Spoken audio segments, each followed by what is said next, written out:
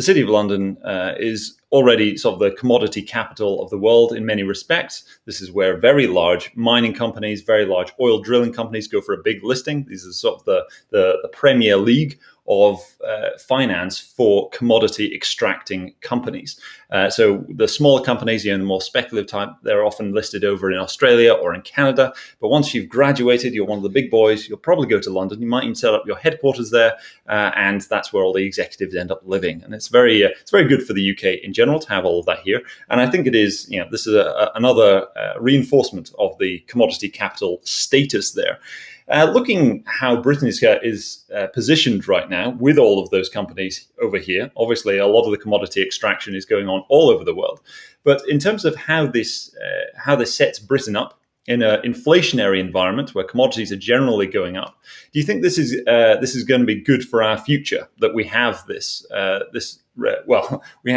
resource of having all of these resource extracting companies at our doorstep? It potentially could be. Now keep in mind, as I just mentioned about the Netherlands, the bulk of the activities of these companies, the value-added activities, take place elsewhere around the world where the resources are located, right? The resources are barely at all located in the UK itself. And so, of course, there are going to be domestic tax liabilities to pay in a lot of those regions, including the mineral rights that are associated with that, et cetera, et cetera. However, as you say, other factors equal, the City of London has a long, long history of making itself a very attractive place to do certain kinds of business, in particular finance, and in particular capital raising, which of course is facilitated by having a public listing on a major stock market. And so there is this legacy, sort of, as it were, position the city has of these large multinationals being listed here, even if the vast bulk of their operations might be elsewhere.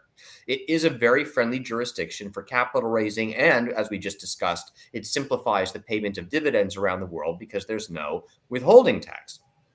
And yes, to some extent, that does result in executives choosing to reside here. That said, many of them reside only part-time, which is for an entirely different set of tax reasons, because residency in the UK as an individual, as a household, is not particularly attractive, especially now that the tax rate in the UK on individuals and households has reached a historic high.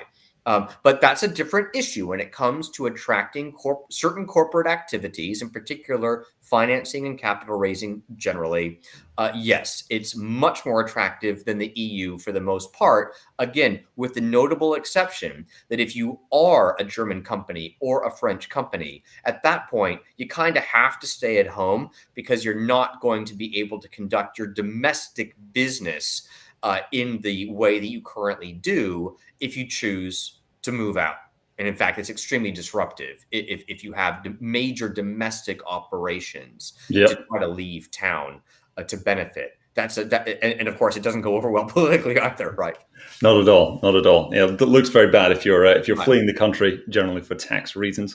It's not going to go down well with all your loyal customers back at home who supported you, et cetera, et cetera. Yeah.